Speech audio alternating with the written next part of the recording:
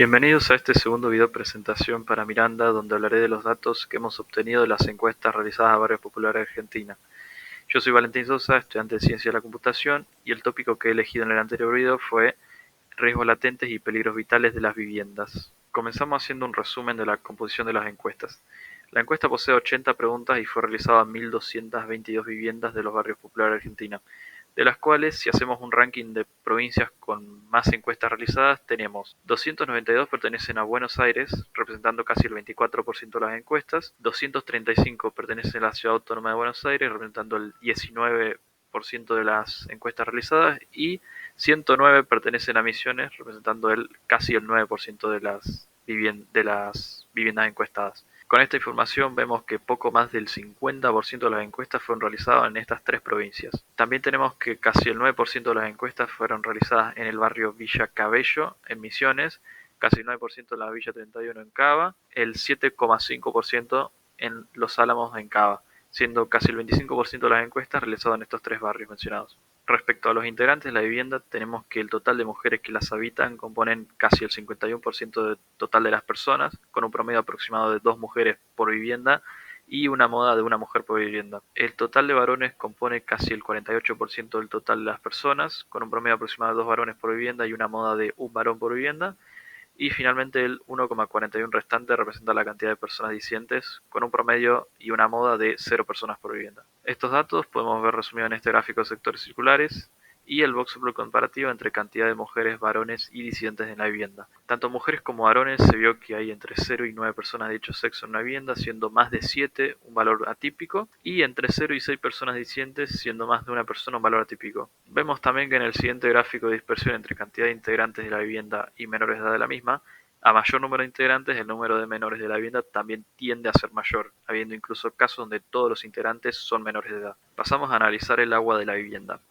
En cuanto a los métodos de obtención de las mismas, vemos que alrededor de poco más de 650 viviendas tienen una conexión a un vecino o red pública sin medidor, representando más de la mitad de las viviendas encuestadas, y siendo esta opción también la más elegida, es decir, la moda. Excluyendo los casos donde el agua es acarreada desde afuera, el 47,14% de las viviendas tiene una buena presión del agua, siendo esta la opción más elegida en las encuestas. Sin embargo, el 36,5% y el 16,37% tienen una presión débil o muy débil respectivamente de agua, representando entre ambos casi el 53% de los datos encuestados. En el siguiente gráfico vemos la presencia de capacidad de almacenamiento de agua en altura respecto a la presión del agua, donde independientemente de la presión, la mayoría de las viviendas no tienen almacenamiento. Esto puede suponer complicaciones, más que nada en familias que sean grandes y tengan una presión débil o muy débil del agua, además de que estimativamente una persona requiere casi 100 litros de agua en un día para satisfacer sus necesidades tanto de consumo como higiene. Pasamos a analizar la calefacción.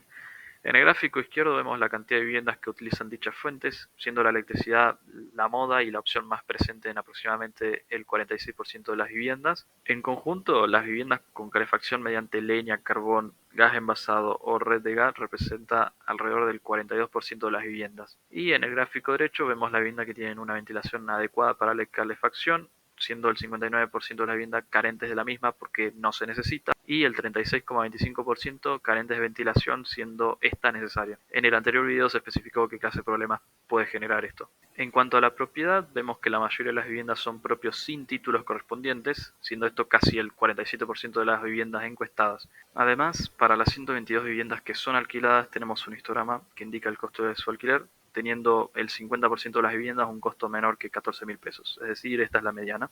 En cuanto al tendido eléctrico, casi el 51% de las viviendas tiene el tendido eléctrico total o parcialmente fuera de las paredes, y el 6.3 experimentó alguna vez un incendio por una mala instalación eléctrica. Vivir bajo estas condiciones conlleva un gran peligro, especialmente para los menores de edad que en la mayoría de las viviendas habitan. Respecto a la conectividad, el 88,38% de las viviendas posee al menos un celular con conectividad a Internet, ya sea mediante datos móviles o Wi-Fi. Esto es una cifra dentro de todo alentadora, ya que informa que la mayoría de las viviendas tienen conectividad. En cuanto a las filtraciones y humedad, tenemos una división muy tajante sobre la presencia de alguna filtración, habiendo 581 viviendas sin ninguna filtración y 641 viviendas que poseen al menos una filtración en alguna habitación de la casa. Es decir, la mayoría de las viviendas encuestadas tienen problemas de humedad, siendo los dormitorios y el baño las habitaciones con más filtraciones. Estos problemas, si no son tratados, pueden volverse un riesgo estructural grave. En el gráfico de la derecha vemos que el 18% de las viviendas es esto lo que ocurre. Finalmente vemos que en la mayoría de las viviendas hay al menos una plaga, pudiendo ser estas ratas, mosquitos o cucarachas. Solo en 383 viviendas no hay ninguna plaga presente, siendo esta opción la más elegida en esta pregunta. Estos fueron los datos que analizamos de las encuestas. Como nota extra, todos los datos fueron tomados de los scripts hechos en R y pueden ser allí encontrados, por más que haya cantidades que no se vean presentes en los gráficos, en los scripts de R sí se encuentran. Este video es para Miranda Wintour y me despido. Gracias por este video, nos vemos.